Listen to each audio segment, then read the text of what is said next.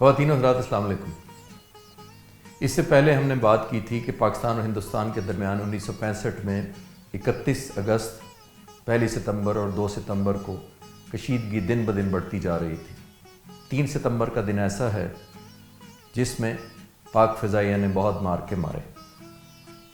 اب تک ہندوستان اور پاکستان کے درمیان باقاعدہ جنگ کا آغاز نہیں ہوا تھا اور نہ ہی زمینی آپریشن کا دائرہ کار کشمیر تک پھیلا تھا۔ جب پاکستان کی فوج نے اپنا دائرہ عمل اکھنور تک بڑھایا، جو کہ جوڑیاں سے سری نگر پہنچنے کا داخلی راستہ تھا، تو پاک فضائیہ کے جہازوں نے 5:30 بجے طلوع آفتاب کے ساتھ ٹیک آف کیا تو 2 F-86 سیبر طیارے اور ایک F-104 نے سرگودا سے اڑان بھری۔ ان کی منزل اکھنور تھی۔ دیگر اہم بیس یعنی ماری پور اور پشاور بھی ہائی الرٹ پر تھے۔ یہ پاکستان آرمی کے 7 ڈویژن کو پروٹیکشن دینے کی مامور تھے تاکہ توی دریا سے فوجی نقل و حمل کامیابی سے ہو سکے۔ پاکستان اور بھارت کی جنگ شروع ہونے سے صرف 3 دن پہلے یعنی 3 ستمبر کو مسٹر اور ویمپائر طیاروں کو پونے ایئر بیس سے اڑا کر پاکستان سرحد کے قریب پٹھان کوٹ ایئر بیس پر ڈپلوائے کر دیا گیا۔ ہندوستانی زمینی فوج کی پاک فضائیہ کے خلاف حفاظت کے لیے ہندوستانی ایئر فورس نے نیٹ طیاروں کا انتخاب کیا۔ ہندوستانی ایئر فورس کے 23 اسکواڈرن کے 4 طیارے اس کے اسکواڈرن لیڈر برج پال سنگھ کی زیر قیادت پٹھان کوٹ پہنچا دیے گئے۔ 4 اور طیارے بھی امبالہ سے اسکواڈرن لیڈر ولیم گرین کی زیر قیادت پٹھان کوٹ پہنچے۔ ان طیاروں نے پٹھان کوٹ کا سفر نچلی پرواز رہ کر کیا تاکہ پاک فضائیہ کو ان کی طیاروں کی پٹھان کوٹ میں موجودگی کا پتہ نہ چل سکے۔ ایس کرشن سوامی، جو کہ نہ صرف اس فارمیشن کا حصہ تھے بلکہ 2001 میں ہندوستان ایئر فورس کے چیف بھی بنے، اپنے ایک آرٹیکل میں لکھتے ہیں کہ ہمیں ٹارمک پر ہدایات ملی کہ ان کا ٹارگٹ پاک فضائیہ کے طیاروں کو تباہ کر کے ایک دن پہلے ہونے والے 4 ہندوستانی جہازوں کی تباہی کے نتیجے میں ندامت اور شرمندگی کا حساب برابر کرنا ہے۔ پٹھان کوٹ میں پہنچنے والے نیٹ طیاروں کے 2 اسکواڈرن کمانڈرز میں سے اسکواڈرن لیڈر برج پال سینئر تھے، مگر زیادہ تجربے رکھنے کی وجہ سے اس مشن کی کمانڈ ولیم گرین کے حوالے کی گئی۔ ہندوستانی ایئر فورس کا پلان یہ تھا کہ پٹھان کوٹ پر پہلے سے موجود مسٹر طیاروں کو بیٹ کے طور پر درمیانی بلندی پر پاکستان کی حدود میں داخل کیا جائے، جنہیں پاکستانی ریڈار آسانی سے دیکھ سکے۔ اسی اثنا میں 8 نیٹ طیاروں کو انتہائی کم بلندی پر مسٹر طیاروں سے نیچے پرواز کرتے ہوئے پاکستان کی حدود میں داخل کیا جائے، جو پاکستانی ریڈار سے اوجھل ہوں۔ جو ہی پاک فضائیہ کے طیاروں کی آمد کا پتہ چلے تو مسٹر طیارے اس جگہ سے واپس لوٹ جائیں اور نیٹ طیارے تیزی سے عمودی پرواز کرتے ہوئے پاک فضائیہ کے جہازوں کو مار گرائیں۔ دوسری طرف پاک فضائیہ کے نمبر 11 اسکواڈرن کے فلائی لیفٹیننٹ یوسف علی خان اور فلائنگ آفیسر خالق کامبیٹ ایئر پٹرولنگ پر مامور تھے۔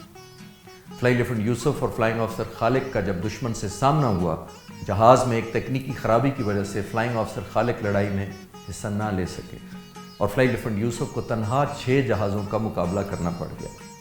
اسی دوران جب فلائی لیفٹیننٹ یوسف ایک نیٹ طیارے کو نشانہ لینے ہی والے تھے تو خود ایک نیٹ طیارے کی گولیوں کی زد میں آ گئے۔ اس دوران فلائنگ آفیسر عباس مرزا، جو F-104 جہاز اڑا رہے تھے، ان کی مدد کو آن پہنچے۔ فلائی لیفٹیننٹ یوسف کے جہاز کو نقصان پہنچا، مگر وہ باکمال مہارت سے جہاز کو اڑاتے ہوئے سرگودا لینڈ کرنے میں کامیاب ہو گئے۔ اسی دوران پسرور کے علاقے میں ایک نیٹ طیارہ اپنی باقی فارمیشن سے علیحدہ ہو گیا اور پاکستانی F-104 کی علاقے میں موجودگی کی وجہ سے خوف زدہ ہو کر پسرور کے چھوٹے سے ہوائی اڈے پر اترنے پر مجبور ہو گیا۔ اس F-104 کو فلائی لیفٹیننٹ حکیم اللہ اڑا رہے تھے، جو بعد میں پاک فضائیہ کے چیف بھی بنے۔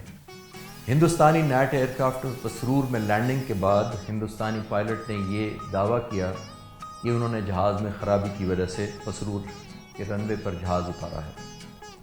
ان میں ان کا پیٹرول کم ہو جانا اور ہائیڈرولک کا فیلئر ہونا بتایا گیا۔ لیکن چند دنوں بعد پاکستان فضائیہ کے ایک مایہ ناز پائلٹ حاتمی تفصیلی معائنہ اس جہاز کا کیا گیا تو پتہ چلا کہ جہاز پوری طرح سروسیبل اور فلائنگ کے قابل تھا۔ اور یہ بھی بات قابل ذکر ہے کہ اس جہاز کو اڑانے سے پہلے برج پال سنگھ نے یہ دعویٰ کیا تھا کہ یہ جہاز کوئی پاکستانی پائلٹ اڑانا تو دور کی بات ہے، سٹارٹ بھی نہیں کر سکے گا، اور انہوں نے یہ شرط بھی لگائی کہ اگر کسی پاکستانی پائلٹ نے ایسا کیا تو وہ اپنی طرف سے اسے شراب کی بوتل تحفے میں دیں گے۔ یہ وعدہ کرتے وقت اور یہ شرط لگاتے وقت برجپال سنگھ شاید یہ بات بھول گئے تھے کہ وہ خود ایک جنگی قیدی بننے جا رہے ہیں۔ ہندوستانی Gnat pilot squad leader Brijpal Singh کو جنگی قیدی بنا لیا گیا اور یہ نیٹ طیارہ آج بھی پاک فضائیہ کے میوزیم میں وار ٹرافی کے طور پر موجود ہے۔ ہندوستان ایئر فورس نے فلائی لیفٹیننٹ یوسف کے جہاز کو تباہ کرنے کا دعویٰ کیا اور ہندوستانی نیٹ پائلٹ کو اعلیٰ فوجی اعزاز دینے کا اعلان کیا، مگر جب پاک فضائیہ نے فلائی لیفٹیننٹ یوسف کے نقصان زدہ جہاز کی سرگودا میں لینڈنگ کے بعد کی تصاویر جاری کیں تو ہندوستان ایئر فورس کو شرمندگی کا سامنا اٹھانا پڑا۔ اسکواڈ لیڈر برجپال کو دوران قید ہندوستان ایئر فورس سے برخاست کر دیا گیا، مگر بعد میں ہندوستان لوٹنے پر انہیں نوکری پر بحال کر دیا گیا اور وہ ایئر مارشل کے رینک سے ریٹائر ہوئے۔ 3 ستمبر کے دن کے اختتام پر پاک فضائیہ نے 24 مشن اڑے، جن میں سے 19 سرگودا سے اور 5 پشاور سے اڑائے گئے۔ نیٹ طیاروں کی مسرور لینڈنگ کے بعد وقتی طور پر ہندوستان نے مزید پیش قدمی نہ کی۔ اسی دن commander in chief air vice marshal Nur Khan اپنے کچھ سینئر افسران کے ہمراہ سرگودا بیس پہنچے۔ اس میٹنگ کے بعد یہ فیصلہ ہوا کہ سیبر طیاروں کو 25 سے 30 ہزار فٹ کی بلندی پر اڑایا جائے اور 10 منٹ کے وقفے سے 2 F-104 کو نیچی پرواز کرتے ہوئے F-104 کی فارمیشن سے جا ملایا جائے۔ نیچی پرواز کرتے ہوئے F-104 کو جو ہی دشمن کی آمد کا پتہ چلے تو یہ طیارے نیچے سے عمودی پرواز کرتے ہوئے دشمن کے جہاز پر جا حملہ کریں۔ مگر آنے والے دنوں میں ہندوستانی فضائیہ کو پاک فضائیہ کو چیلنج کرنے کی کوئی قابل ذکر ہمت نہ ہوئی۔ 3 ستمبر کی شام تک پاک فضائیہ کے الرٹ ہونے کا یہ فائدہ ہوا کہ پاک فضائیہ کے ہاتھ ہندوستان کا نہ صرف ایک جہاز قبضے میں آیا بلکہ ان کا ایک سینئر پائلٹ بھی پاکستان میں جنگی قیدی بنا لیا گیا۔ اگلی قسط میں ہم دیکھیں گے کہ 2 دن قبل پاکستان اور ہندوستان کے درمیان کیسے حالات تھے اور دونوں فوج کی کارکردگی کیسی تھی۔ پاکستان ایئر فورس زندہ باد، پاکستان پائندہ باد۔